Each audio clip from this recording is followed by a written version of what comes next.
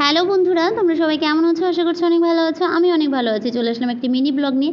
দেখতেই পাচ্ছ পরিবারের সবাই এক হয়েছে। হ্যাঁ, আসলে ত্রিপুরা থেকে আমি 1 বছর পরে বাড়ি আসছি, তো সেই আনন্দে সবাই এক জায়গায় হয়েছি।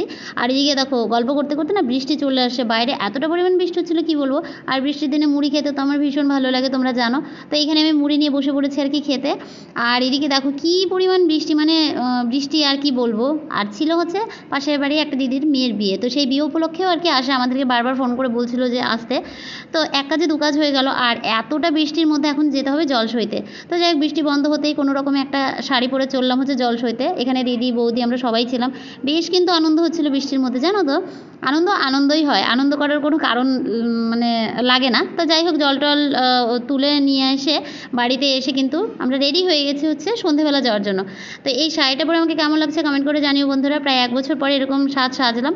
আর আমি কিন্তু অত অড সাজতে পছন্দ করি না, সিম্পল সাজতেই আমার ভালো লাগে।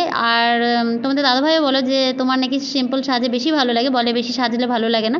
তো আমাকে শাড়ি পরে কেমন লাগছে কমেন্ট করে জানিও। তো এখন যাবো হচ্ছে বিয়েবাড়ি। বৃষ্টি কিন্তু আবার শুরু হয়ে গেছে। যাই হোক, এদিকে বৃষ্টি বন্ধ হতেই চললাম আবার বিয়েবাড়ি। আর এদিকে দেখো পুরো রাস্তাঘাট জলে ভিজে গেছে একদম। তো তারপরে বিয়েবাড়ি ঢুকেই যা হয় আর কি কাজ, মানে কনের সাথে একটুখানি ফটো ভিডিও তুলে নিলাম। আর বিশ্বাস করে এই প্রথমবার আমি এত লজ্জা পাচ্ছি, কেন জানি না আমার ভীষণ লজ্জা করছে আর কি।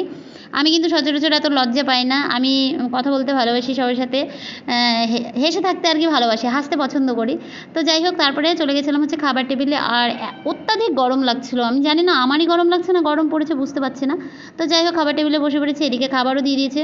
খাবারের আইটেমগুলো কিন্তু বেশ ভালো ছিল। আর প্রায় অনেকগুলো দিন পরে এরকম বিয়েবাড়িতে খেলাম, মানে মনে হচ্ছে কী একটা শান্তি আর কি, বেশ ভালো লাগছিলো। আর খাবার খেতে খেতে জানো তো মুখের সামনে ক্যামেরাম্যান এসে হাজির। আর এতটা পরিমাণ লজ্জা লাগছিলো কি বলবো, যাদের সাথে হয় তারাই জানো। তো যাই হোক বন্ধুরা, মিনি ব্লগটা কেমন লাগলো কমেন্ট করে জানিও। ভালো লাগলে আমার চ্যানেলটিকে সাবস্ক্রাইব করো। দেখা হবে নেক্সট কোনো মিনি ব্লগে। টাটা।